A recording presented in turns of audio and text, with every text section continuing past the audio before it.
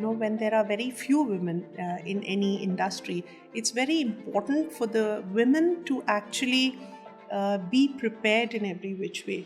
And that preparation obviously boils down to knowledge in a big way. You just mentioned learning a little while ago. Part of ethics only is also about your seniors. If they have said something to you which is inappropriate, you have to stand up for yourself, because if you do not stand up for yourself, the girls under you will never be able to stand up. There is a saying they say, कि सीता जी ने अग्नि परीक्षा दी इसलिए आज तक ladies सफ़र कर रही हैं. अगर वो वहाँ खड़ी हो गई होती कि आप दीजिए अपनी परीक्षा, we were both away from each other, then this trend would have been a little different. Today, I speak with the Tigress of the real estate industry in India. Somebody who's been at the helm of driving real estate in India for more than 3 decades. To her credit is not just her professional and leadership journey, but also she is a 6 times Beauty and Personality Pageant winner with 42 awards and just 19 publications and growing. Surprisingly, I do not know many women in leadership in real estate in India, and her experience and her journey is what intrigued me a lot. As someone who holds a PhD in real estate marketing in India and a subject with very few scholars, as also the founder and president of NAREDCO MAHI, a women's leadership initiative under the patronage of the Ministry of Housing and Urban Affairs, Dr. Ananta Singh Raghuvanshi had some very powerful insights on the future of PropTech and from her journey. From speaking about how she rose the corporate ladder and built a stellar reputation in an industry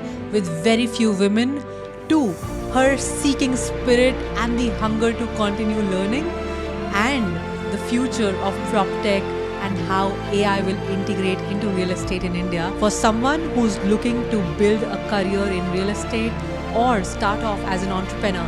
This is an episode you cannot miss. Now, let's hear what the CXO talks.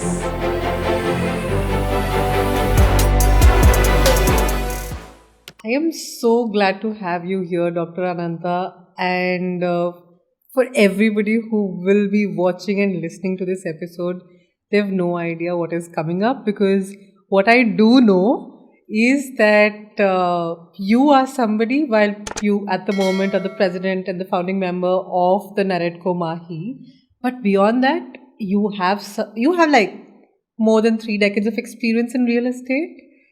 And to top that, what had me very thrilled and surprised was you are a trained singer, you are a trained dancer, you're a winner of 6 beauty pageants, and you contribute to so many non-profits and impact organizations, and you mentor a lot of entrepreneurs. And I think today you're meeting about a group of entrepreneurs who are women, and that is actually a group of about 75,000 women in total, but you do a lot.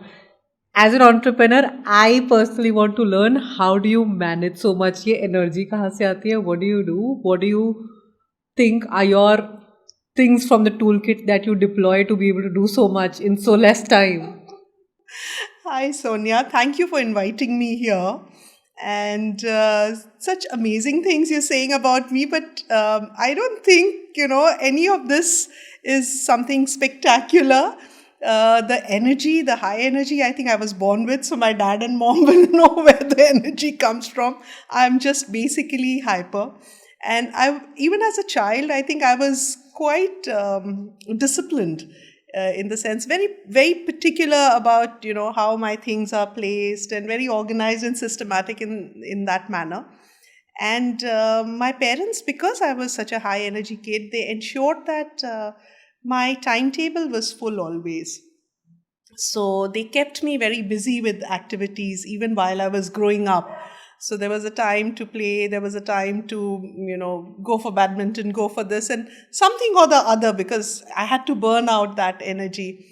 Plus, I grew up in a very loving household. I was actually the first grandchild, both sides, my father's side and mother's side also. So I got a lot of attention growing up from my young mausis, mamas, buas, chachas, that way. A lot of indulgence. And I think that shapes you up in a certain way also, because you see them going through different stages of life, and Um, I think all of that has made me the person I am today. All these things that you're mentioning, I don't look at it as something very extraordinary. We all do a job, but then if we want to do our job well, there has to be some emotional and spiritual outlet for sure. And there's nothing better than music, dance, and whatever you are uncomfortable about. Sometime I think in life you must do that. So I think when I was during my Miranda House days, वो हमारा होता था, freshers का होता था, and they would make you Miss Miranda or Miss Fresher or something like that. And at that time, you used to feel like कि जिनके दिमाग नहीं होता वो ये करते हैं, which is so wrong. At that time when you're 17, 18, that's what you think, but it's actually a personality pageant. So very late in life I said, no, I must try this and get it over with. And unless you've done it, how will you know what it's all about? And if you're doing it and if you're not in the top three, then what are you doing? So that way I am a little ambitious. That streak is there for And sure. competitive? I'm very competitive. So it's there, but healthy competition, I think, in a very healthy manner. So it was beautiful. I enjoyed Savvy Mrs. India so much, that whole journey, 4 days. I learned so much. I always dressed for comfort, and I still do. But wearing those, 5-inch heels for 4 days at a stretch and managing your posture and everything, it tests you. It tests you. And everybody has come there to win. So then when you walk off with a crown and you walk off with some titles, it feels good. It was a good learning. It cannot be a profession for me, but as a hobby, yes. And music, of course, classical vocal is literally like meditation. Dance, because I hate going to gyms. I think that is why I keep enrolling in these dance classes. Also, you can pick and choose when you want to do and what you want to do. In June, I'm really looking forward to a 4-day workshop with Miss Sharon Lowen, Odissi beginners.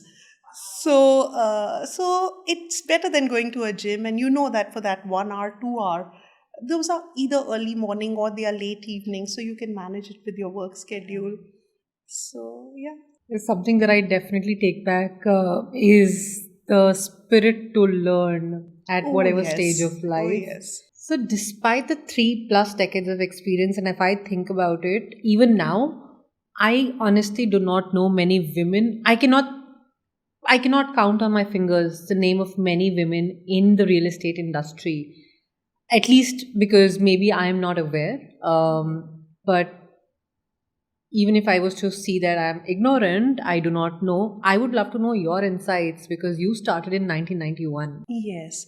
So, Sonia, you're absolutely right. In 1991, there weren't any women, hardly any women. And even if they were there, they were, either in the reception or as guest relations or as secretaries, not really in the management decision making rooms or the board rooms, or actually contributing to the P&L in that sense. So they were not there for sure. But that change had started happening. And it took a long time for acceptance, but the change had started happening. So, yes, in 1991, there weren't many. Today, the scenario is quite different, and it's quite exciting because there are a lot of daughters, a lot of wives, a lot of sisters, very competent, who have got qualified and who have joined their family businesses, who are doing well. And they, of course, are open minded enough to actually have professionals coming in also. In my family, of course, there's nobody in real estate other than me. I come from a family of army officers, doctors, from my parents' side. And from my in laws' side also, they are mostly in government jobs, they are lawyers, judges. So yes, it was new territory, but that's what made it so exciting. And I loved my office, the DLF Center. So when you're 21, 22, you want to work in the best office. It was the prettiest building. So I was very proud of what I was doing, where I was doing. But like you said, that, when there are very few women in any industry, it's very important for the women to actually be prepared in every which way. And that preparation obviously boils down to knowledge in a big way. You just mentioned learning a little while ago. And I had to do my job, and along with my job, because I was very young when I started working. So I was straight out of college, literally.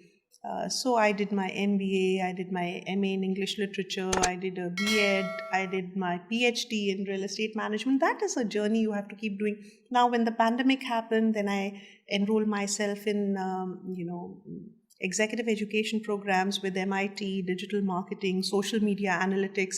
So in this industry, you have to keep learning. And RERA is new, demonetization is new. So there's so much which has happened. GST, all of this has impacted the industry.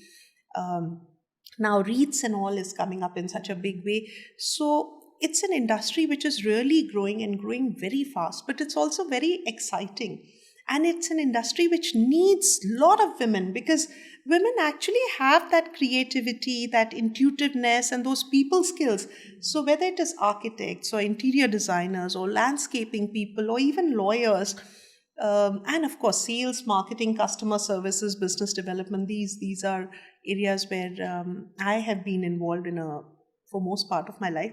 These are areas where women can really shine, and they do exceptionally well if they do come. The trouble is that at some stage in life, sometimes family takes priority, sometimes support systems are needed. Um, Sometimes it's because of relationships going here and there that people, women end up taking a back seat. Elder care, so many things, health, your own health also.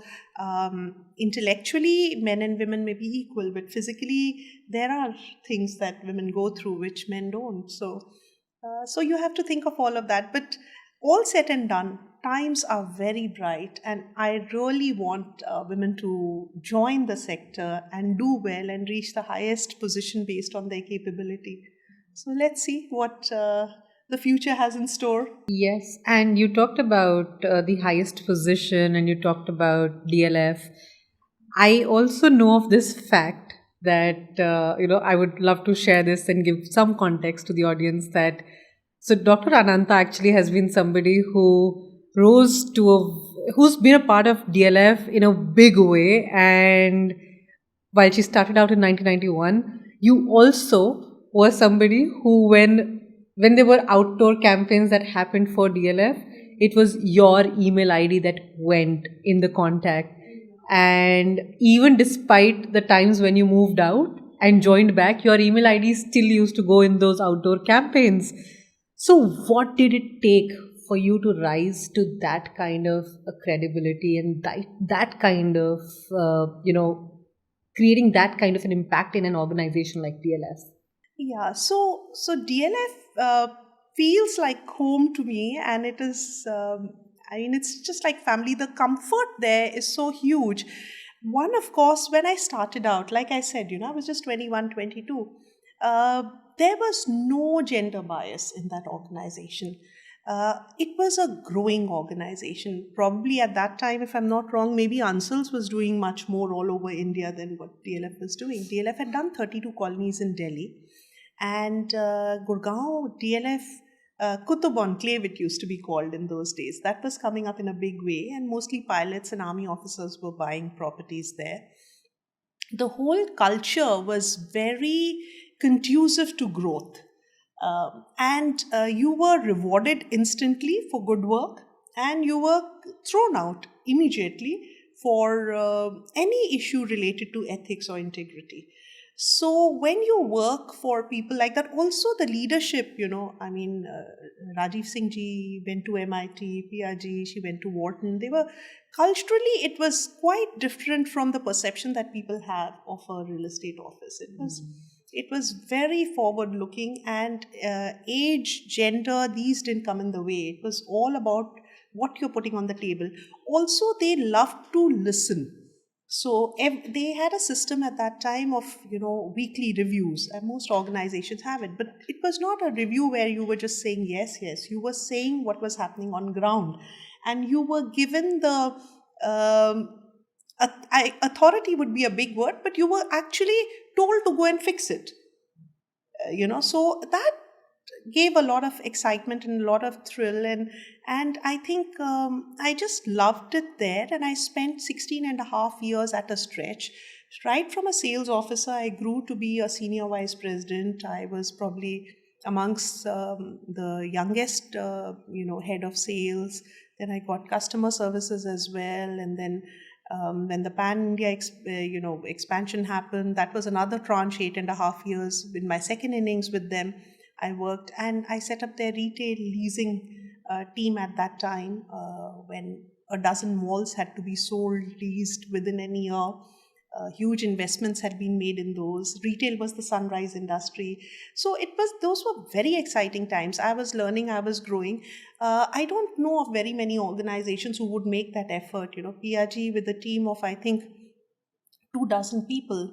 I was one of them. There was Mr. Hafiz Contractor, Mr. Mohit Gujral, all those, brains. We all traveled to the US to see the biggest and best malls. So sharpening of the axe was very important before they actually did something here.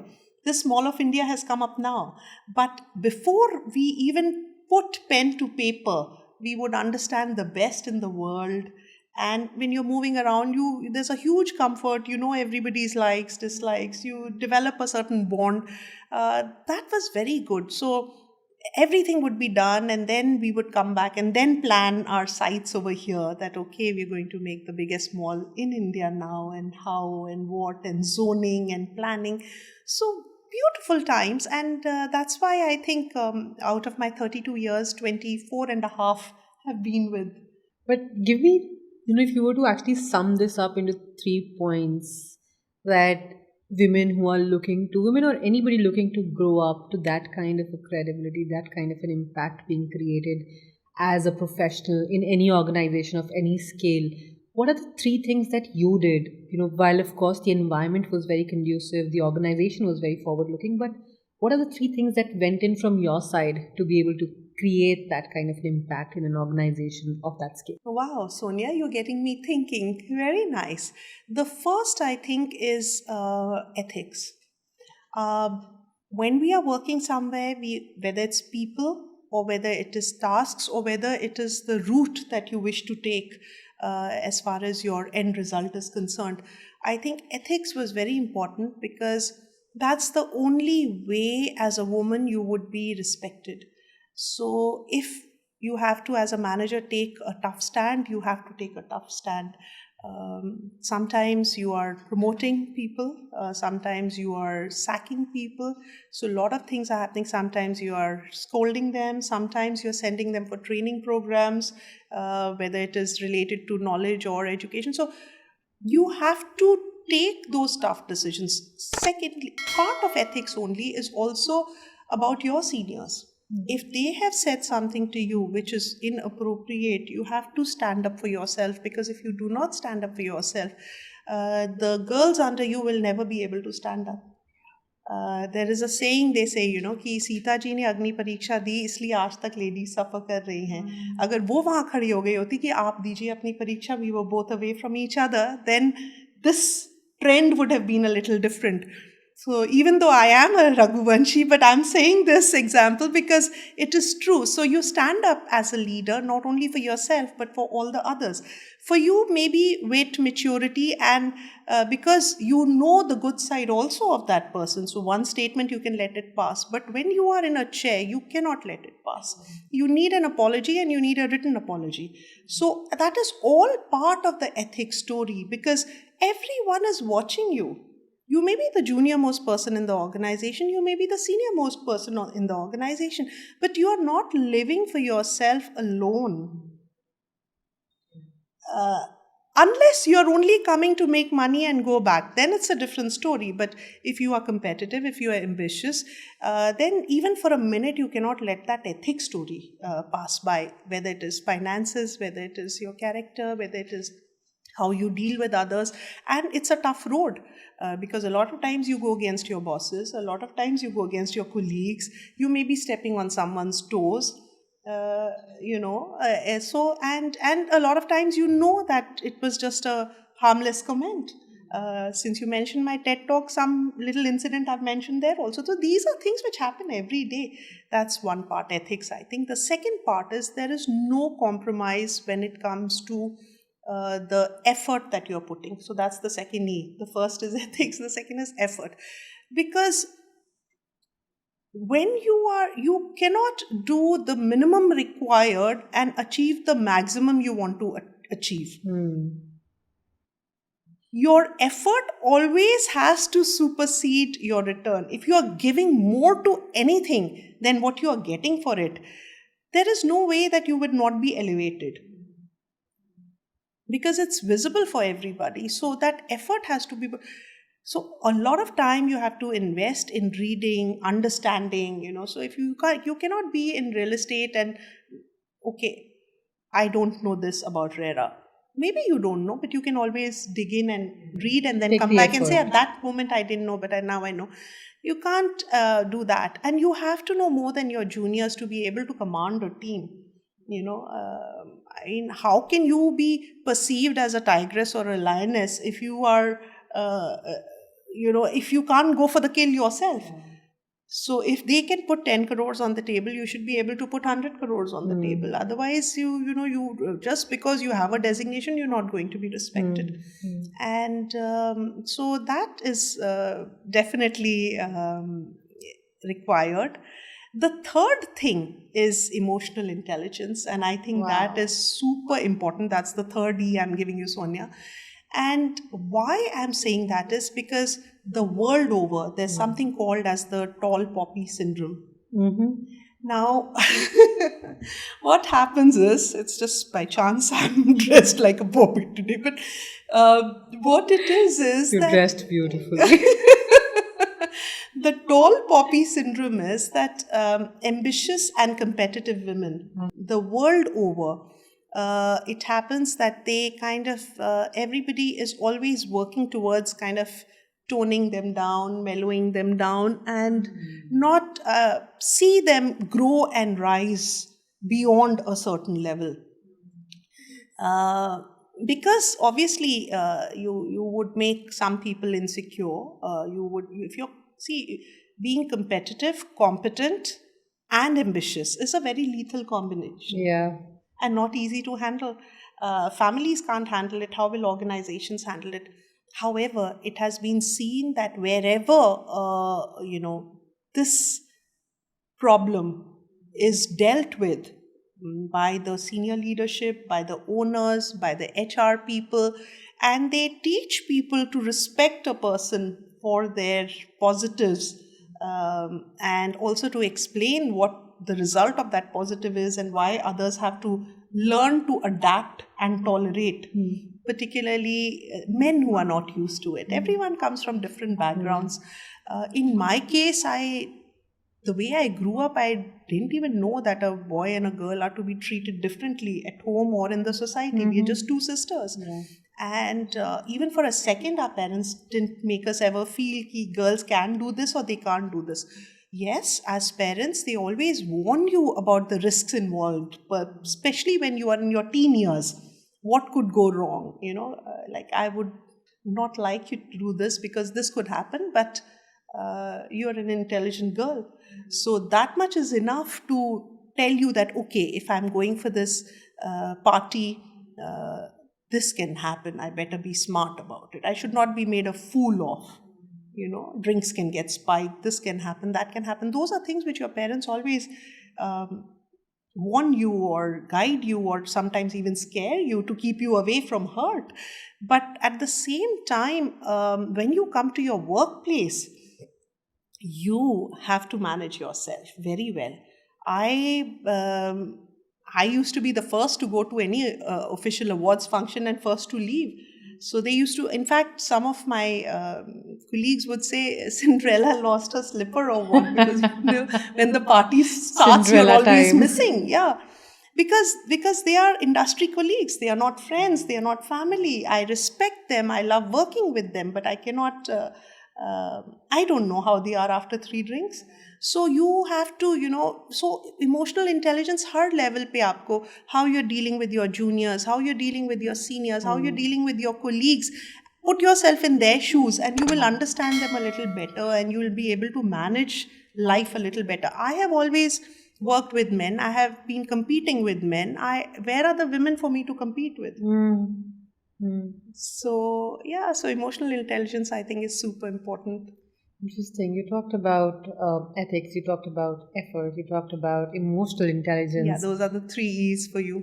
And what you also concluded this question with was that you didn't have women to compete with, it was the men that you were competing with. How have things changed? And with Naredco Mahi, Yes. the initiative that you have founded and that you're spearheading, how are things changing now? What are some initiatives that you're taking to bring that diversity? Yeah. So after I joined NAREDCO Mahi as their president and one of the five founders, I realized that it's just destiny. For 32 years, everything that I was doing, I was working for the corporate sector. And obviously, I was taking home what anyone in my position would take home. It's the first time in my whole life that for 1.5 year I have only been giving back and doing a hell of a lot of pro bono work. And I never realized the joy that it brings to you and how, it is so beautiful for your soul. Your soul just expands when you do these things.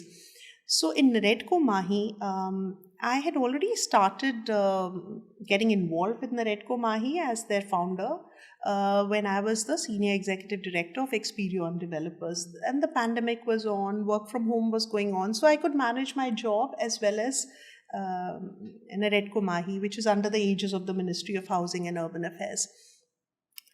And I was told that gender integration is something that they would really expect me to work towards. And I put my heart and soul into it. As we moved on, we realized that, I could create a pool of 50 star women across the country. So roughly 50 Anantas or even better than Ananta.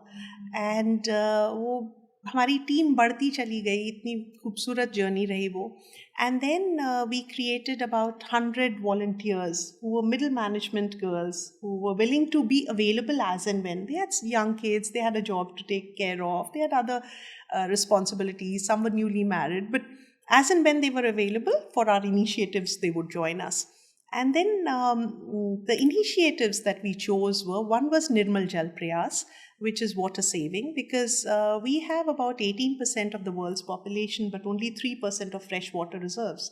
So unfortunately, we are all drinking recycled water, and we really don't have much to leave behind for our children and their children. So it's that grave a situation. And so this water mission took another turn because I kind of combined it with the schools where I mentor for Atal Innovation Mission, Atal Tinkering Labs under Niti Aayog. And those kids became my little, Jal Sena warrior. Wow. So we made a team of those 100 sweet kids who Adorable. would stop their parents. No, mama, drink the last sip from your glass. No, ma'am, the tap is running in the school. Please, this thing. So this Nirmal Jal Prayas, the advocacy and amplification of that message of save water, every drop matters, went to another level. And in fact, right now I'm writing a book on the pond man of India, Mr. Ramveer Tawar, who's just 29 years old and he's already cleaned up so many water bodies. In fact, the Prime Minister has mentioned him in his 100th episode of Man Ki Baat. So the Nirmal Jal Prayas, and the second one is skilling. And in skilling, whether it is the woman working at the construction site and carrying bricks, or it is middle management, junior management, senior management, we help everybody if skill is coming in the way of their growth to help them overcome that. If emotions are coming in their way, help them. If logistics, if family. So we have a team which kind of helps in all of that. And I arrange these Mahi talks twice in a month, Wonderful. where bright people come and talk to them on relevant issues.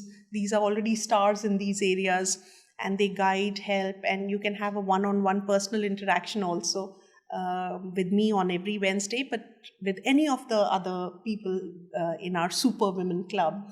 So that's the second skilling. I'm the course director for NIRED, which is National Institute for Real Estate Development, and that runs courses on RERA training. So if anybody wants to learn about Real Estate Regulatory Act, they can do that. That was started by, in fact, the Delhi RERA chairman, Mr. Anand Kumarji. And with his help, we could manage to have this up and about. Because sometimes you want to learn, but where do you go and learn? And how do you learn it in the shortest possible time, the relevant thing, you know? So those are very easy modules for them. So there's skilling, there is gender integration, there is Nirmal Jal Prayas, and the fourth and most exciting these days is for entrepreneurs and startups in real estate, because property tech is taking a big shape. Yes. And that's where I'm involved with a real estate incubator also, which very soon I think the announcements will be made, but very, very exciting time. So these are our 4 initiatives at NAREDCO MAHI. And we keep undertaking studies from time to time also, so that we know what the trend is, because without trend analysis it's difficult to go forward without data. Absolutely. And on these subjects there is hardly any data, it's more gut feel. But there are lots of bright young girls from banking, from hospitality, from various industries who are coming and joining real estate, and happily so. And so that's encouraging. That indeed is very encouraging, and I think with the whole initiative towards gender integration, there's a lot that will happen for women. Uh, you also came to a point where you just talked about moments ago on the developments in prop tech and how there are entrepreneurs and startups who are doing exciting stuff. It actually takes me back to most times, because I love driving and I drive from my home in Gurgaon to office in Delhi and otherwise also. Yes. And there's so many times, Ananta, that I see around upcoming projects. Yes. There are salespeople who are standing outside with brochures, which is so old school. And Yes. also, I personally feel that it is not okay, because one, people no more want to be sold in that manner. Second, from the perspective of dignity to those people who are selling because they feel rejected, I don't think that is going to work. And in the heat, in the environment, it's tough to do that. So what are some developments that are happening in prop tech? How are these things being managed? I would love to know what is the future of real estate. Yeah. So, real estate now going forward is extremely technology driven. You're absolutely right. I mean, websites matter. Your artificial intelligence is being used for customer services by a lot of organizations. And particularly for NRIs, special things are being created where it's easy for them to reach and attend to that. I think a lot is happening. Data also is being managed, and in fact, future planning for new products is also being done based on the data that they're getting from their existing customers or the prospective buyers. A lot of those things are happening, but real estate being the way it is the single most expensive purchase decision in everybody's life. And so the involvement is huge, and therefore the people connect also matters. Even during the pandemic, at least once, even with masks and sanitizers and all the fear put together, people actually had to visit the location and see the property. You could send them VR or anything. You could send them videos or whatever, but still, you have to come see and imagine yourself and your stuff in there, and only then would you be comfortable picking it up if you're buying it for self use. Investments can happen online, there's no problem with that. So property and technology are today inseparable. There's no doubt about that. In fact, even the models that are being put at the sales offices are very interactive models. And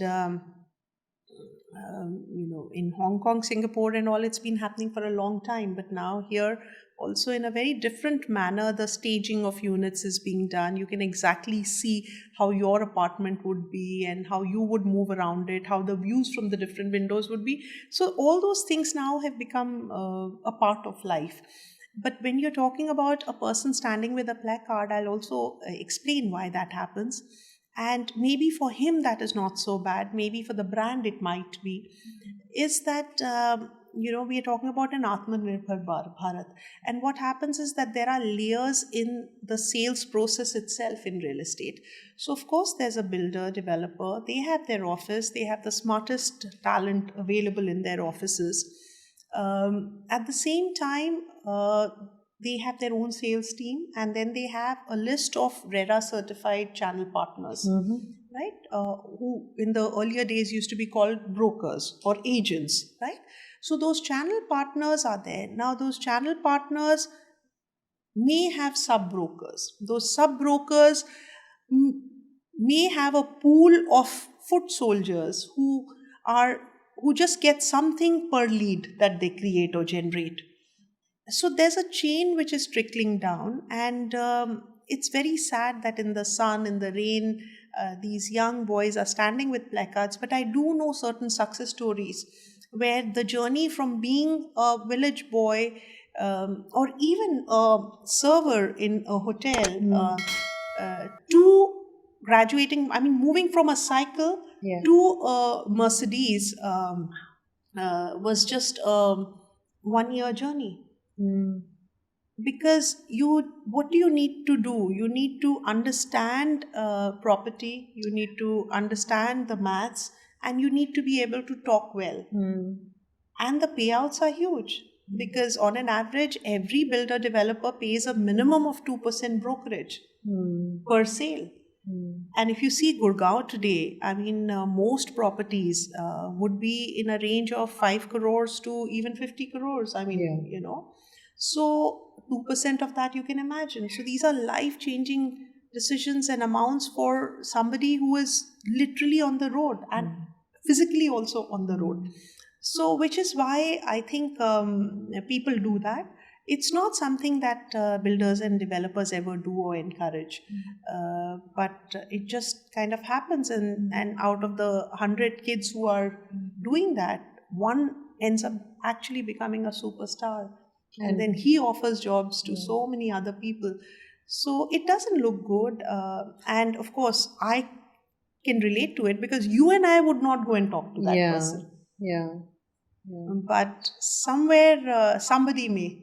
I'm actually glad to see this perspective, because I did not think about it that way. And to now look at it, the fact that this one person from amongst hundreds is going to inspire so many others, that if he can or she can, then so can I.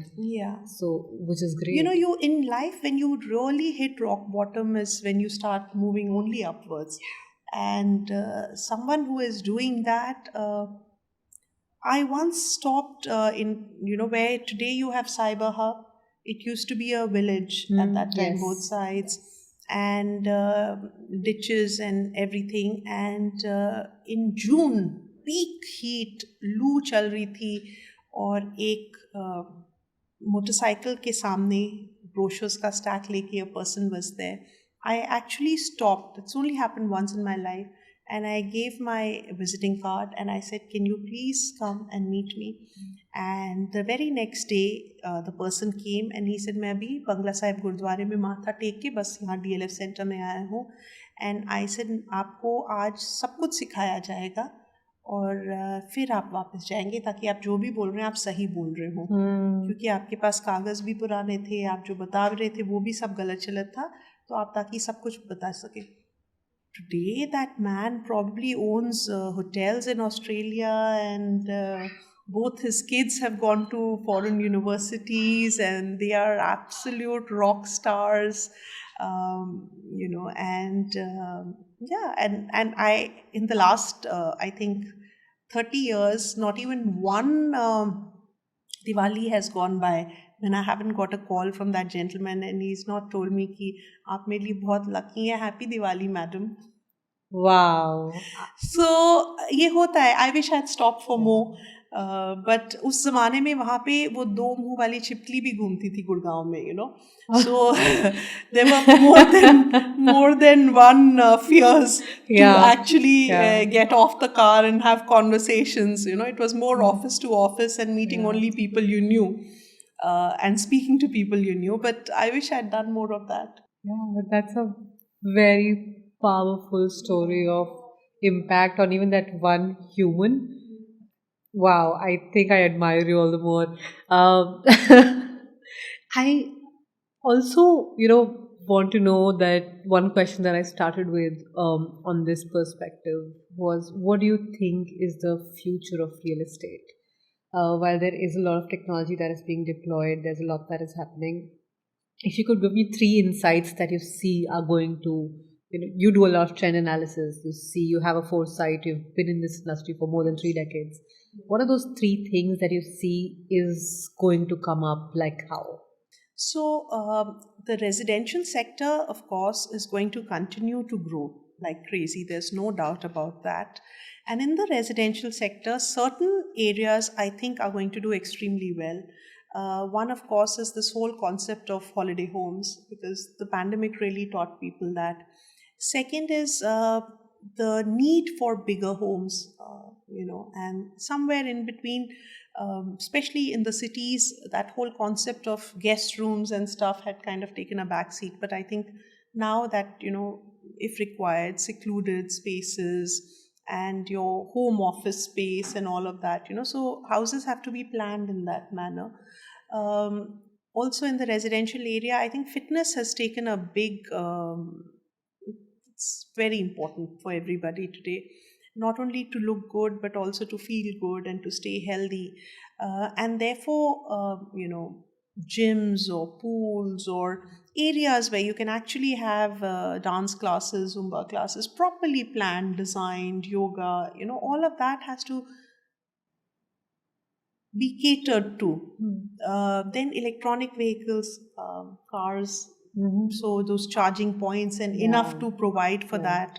So in the residential area, all these things are actually, farms, because that's also an area which you cannot ignore. Senior living. These trends are definitely important in the residential area. When you come to the other areas now, another new thing which we are all doing is online shopping.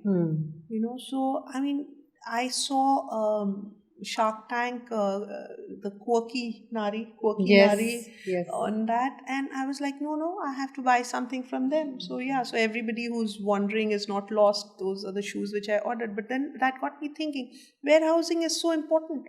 How is the product reaching you in 24 hours? The girls are in Mathura, the painting is happening somewhere, the white canvas shoes are landing up from somewhere, all this logistics. So, warehousing is going to be a very important area, and planned warehousing, because these are all brands which are going to grow, not just them, so many others. I mean, I'm just quoting for example's sake. But we are so dependent on online shopping, and we are addicted to online shopping now. Because for one thing, you're not going to go. And impulse purchase is mostly online, because when you're actually walking into a mall or a high street, you know what you want, you just pick that up and you walk out. But the rest just gets delivered, and you've become lazy in that sense about spending time on this. So I think warehousing is a very important category, which will be important in the times to come. And along with that, then your commercial spaces, like all these spaces which cater to startups, where you can rent your offices and stuff, office, Co-working WeWork, spaces, Regis, yeah. co-working spaces are all is going to be an important category, because you cannot block your funds in real estate when we are talking about startup scenario, when you're talking about entrepreneurship. And there's a whole young generation which doesn't want to work for anyone. They want to do lead their life on their terms, the way Some they job want, creators. chase their passion. So I think that area is going to be quite important as well. And last, I think fourth category is when you talk about real estate, um, whatever is around our airports and our ports and our tourist destinations is also real estate. And hospitality in and around these areas becomes quite important, and that should get extended to like service apartments as well. Because if you're moving to a certain city just for a project which might be 6 months or 3 months, that is also happening now. So service apartments in and around these hubs, should be an area which people should be looking at already. And and I think for everything, the you cannot take any decisions without data. So everything has to be tested, and then you go into it. And in a very big way, all these three categories that I've told you, they can grow in a crazy pace because our thanks to our Honorable Minister Shri Nitin Gadkari ji, and of course our own Minister for Housing and Urban Affairs, Shri Hardeep Singh Puri ji, the speed at which our highways have come up and the pace at which our whether it is our leaders, political leaders, or whether it is our bureaucracy, or whether it is even our corporate sector rising to the occasion and all working together, private-public partnership. Very exciting times, because all these roads that have been made, you can easily have beautiful townships, you can have industry, you can plan it very well right now, because you've opened up a new stretch. If you go on the new road, Delhi Jaipur, everything is khali there.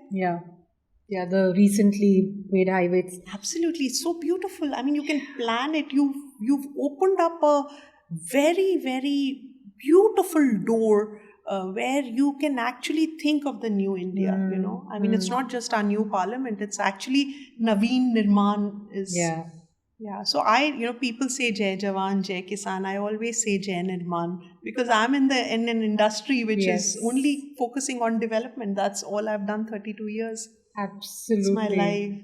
And this also made me think that there is thus as many opportunities for entrepreneurs to rise to the occasion. Oh, yes. Because what you answered was what is the future of real estate, but what I saw then was what are the opportunities for entrepreneurs to rise in real estate with that future. And that was insane, because there's literally so much. And you pointed out the example of the Delhi Jaipur highway, the expressway, and I see it's completely empty, and there's so much that will happen. Trees have to come up, the hotels, motels, resorts, spas. Yeah, absolutely. Interesting. And you talked about health at one point in time, and with this I would want to understand that with so much that you do, Ananta, like everybody wants to maximize on their time, and you are doing that, but I want to know what keeps you centered. What are your rituals? Is there anything from your toolkit that keeps you like centered, calm, and just be who you are amidst all that you do? What are those things that you do? There's nothing that I do which is different from what everybody else does. But when I am stressed, I take a break, I travel, I listen to music, I enroll, like I told you, in some dance classes and all. You meet a whole new circle of friends and you learn something new. And you enjoy that. It gives you a good, much needed break from your normal routine.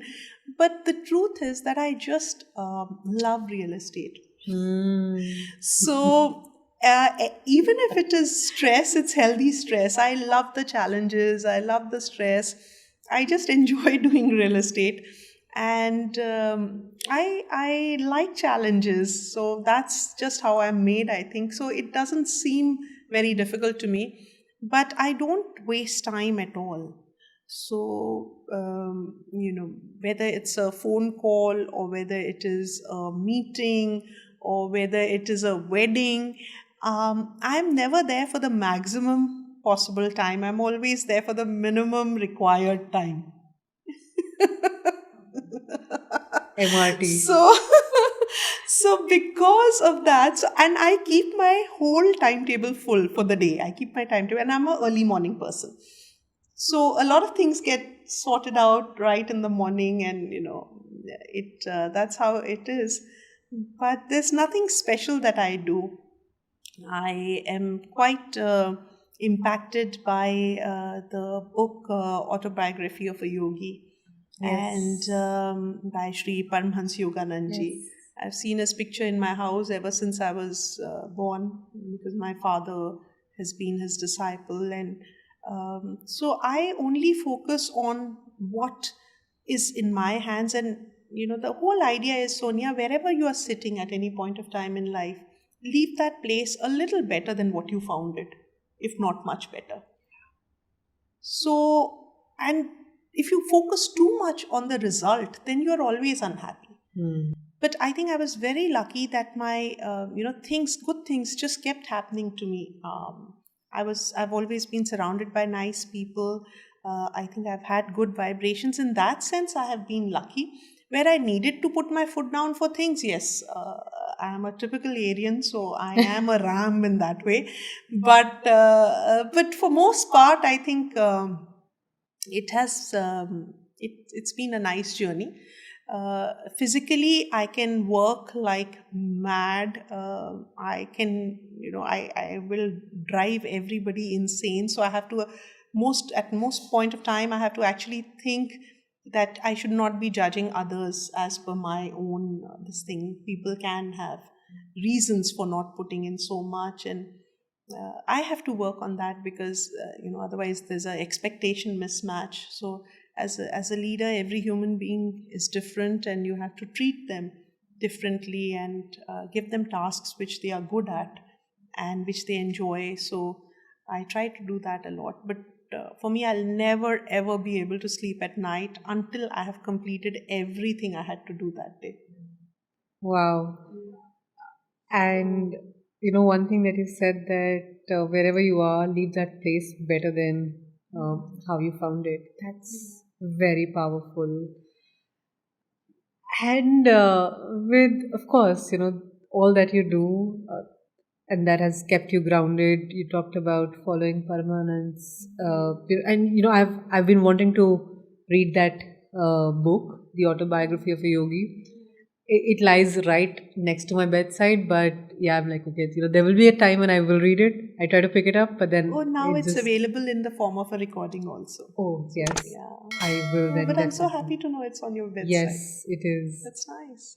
And with that, we are at a time where we would like to pass on our show ritual, the CXO Talks ritual, where we actually get the question from the previous CXO to you, and you get to pass on a question to the next CXO. Okay. So, in the last episode, I had with me Preksha Kaparwan, who's co-founder of Super AI.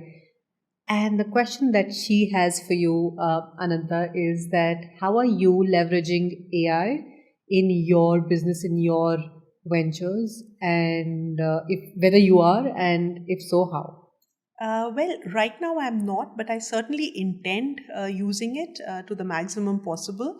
AI, in fact, it should not be called AI at all, because artificial intelligence can never be artificial. So it is, intelligence should always be real. But having said that, I think when it comes to customer services in real estate, those are pretty much standard answers. If a project is running late and if you want an answer, it's very convenient to be talking to a artificially intelligent robo, or have everything available through technology. And those things are possible, and only when there is something very technical or very unique that one needs to interact with. So in customer services, AI can be used a hell of a lot, I feel. Also, it can be used in your go-to-market strategy, because all those tools can really help people in taking a decision, because that's also standardized. I mean, when you are investing your money, the concerns from person to person are very similar. And also when in fact, in Dubai, there is a lady of Russian descent who is running a AI company so successfully in real estate. And what she does is that, you just give your wish list, and out of all the products available, it'll pick and choose and shortlist and give you just those top 3 or top 5 that suit you and your needs. So you save so much time. And only after you've gone through that, and in all probability you'll like something and you'll book it really quick, it saves you time, it saves you effort, energy, everything. So in shortlisting of property, it becomes very easy when you are there. And so many other areas also, even in construction. Of course. and in technology. So I think it's a very, very interesting times, and for real estate, it's going to be very new times. But yeah, people will always be important, both sides, because ultimately it is an emotional decision, and the market sentiment sways that decision considerably. Yeah. Thank you. And with that, now it's time for you to pass on a question to the next CXO. I would love to know what would that question be.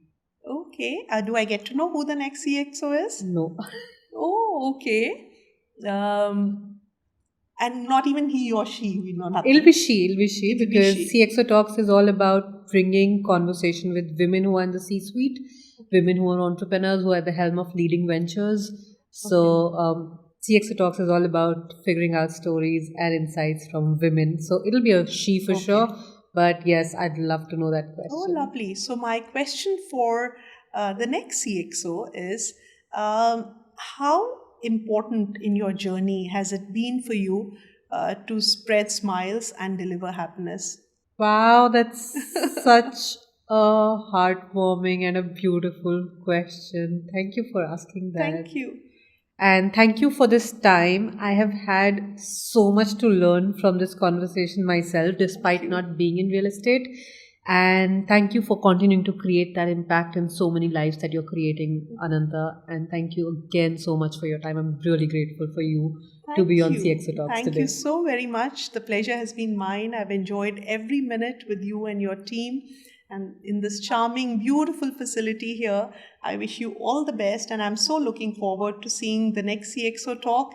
And you're doing such a fabulous job, Sonia, of getting the women up here and making sure that their voice is heard. Every voice matters. Absolutely. And to all the viewers, save water. Every drop matters. Every Thank drop you. matters. Thank you so much. Thank you so much.